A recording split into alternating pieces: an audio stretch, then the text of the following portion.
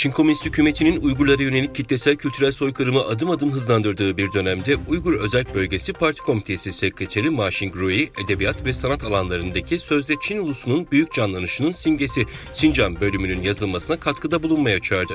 Çin yönetimindeki Xinhua Ağa'nın 30 Ocak'taki raporuna göre Ma Xingrui, Ocak ayında Uygur Özerk Bölgesi Siyasi Konseyi 13. Komitesi'nin Edebiyat, Sanat ve Medya Yayıncılık Ortak Grubu'nun tartışmasına katıldı. Nitekim Çinli yetkililerin son dönemde Uygur edebiyatı ve sanat sektörlerine yönelik yoğun siyasi çağrıları şüphesiz yurt dışındaki Uygur kültürü ve edebiyatı alanındaki uzmanların da dikkatini çekiyor. Londra'da yaşayan Uygur aydını ve şairi Aziz İsa Elkun, Çin hükümetinin son yıllarda Uygur bölgesinin edebiyat ve sanatında sözde Çin milleti bilinci kampanyasını giderek genişlettiğini vurguladı. Aziz İsa Elkun ayrıca Ma Xingrui'nin çağrısının Çin hükümetinin Uygur bölgesinde kültürel katliama devam edeceğinin, Uygur edebiyatını ve sanatını yok edeceğinin ve Çinileşmeyi yoğunlaştıracağının bir işareti olduğunu söyledi. Dünya Uygur Yazarlar Birliği Başkanı Yardımcısı Uygur aydını şair Rahile Kemal, Çin hükümetinin Uygurlara karşı uyguladığı kitlesel kültürel soykırımın bir sonucu olarak Uygur edebiyatı ve sanatının şu anda karanlıkta kalmasına rağmen binlerce yıldır canlılığını kaybetmeden Uygur edebiyatı ve sanatının bir gün yeniden canlanacak, Uygur ulusal ruhunun ve ulusal düşüncenin kıvılcımı ölmeyecek ve Uygur sanatsal yaratıcılığının meyvelerinin yakında filizleneceği inancını vurguladı. NYP'nin araştırmalarına göre dünyanın en değerli şirketi Microsoft, Çin'de zulüm gören Uygur Türklerinin acılarını internet aramalarından siliyor. Teknoloji devinin Bing arama motorundan elde edilen sonuçlar, Çinli kullanıcılarına Amerikalı kullanıcılardan nasıl farklı sonuçlar sunulduğunu gösteriyor. Ve en berbat örnek Çin'e girildiğinde Uygur terimi için Bing görseli sonuçlarında neşeli Uygurlar gülümsüyor ve dans ediyor. Bu, dünya Uygurlarının Çin yönetimi altında cennet gibi bir yaşam sürdüğüne ikna etmeye yönelik daha büyük bir propaganda çabasının parçası.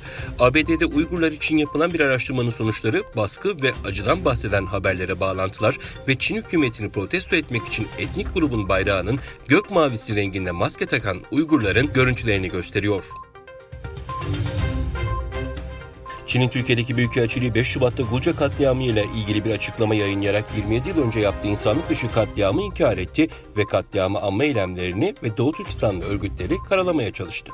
Gulca katliamının 27. yıl dönümü nedeniyle bu karanlık günü ve aziz şehitleri anmak amacıyla dünyanın farklı ülkelerinde yaşayan Doğu Türkistanlılar çeşitli gösteri ve etkinlikler düzenledi. Çin'in Türkiye Büyükelçiliğinden yapılan açıklamada Çin'e yönelik ayrılıkçı güçler Gulca'daki sözde gasp, darp ve kasten adam öldürme olaylarını asılsız bir şekilde çarpıtıyor propagandası yaptı.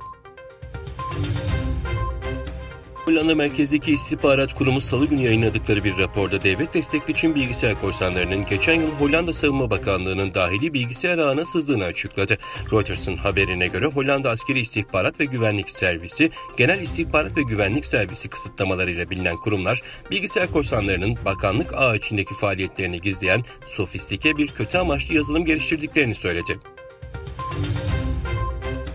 Rus enerji şirketi Gazprom, Çin'e boru hattıyla doğalgaz sevkiyatında bu yıl 6. defa günlük hacim rekorunun kırıldığını bildirdi. Rus enerji şirketi Gazprom'dan yapılan yazılı açıklamada, Sibirya'nın gücü boru hattından yapılan günlük sevkiyat hacminin sözleşme yükümlülüklerinin üzerinde devam ettiği belirtildi.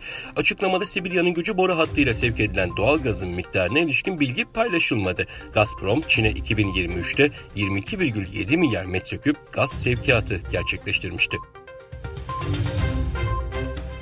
Amerika Birleşik Devletleri Başkanı Joe Biden, İsrail'in Gazze'deki saldırılarının çok abartılı olduğunu söyleyerek Gazze'de açlıktan ölen çok sayıda masum insan var, bu son bulmalı dedi. Mısır lideri Abdülfettah el-Sisi için Meksika Devlet Başkanı ifadesini kullanan Joe Biden, Meksika Devlet Başkanı Sisi ilk başta insani yardımların geçişi için kapıyı açmak istememişti. Onu ben ikna ettim. İsrail tarafında açılması için Bibi'yi yani Netanyahu'yu ikna ettim diye konuştu.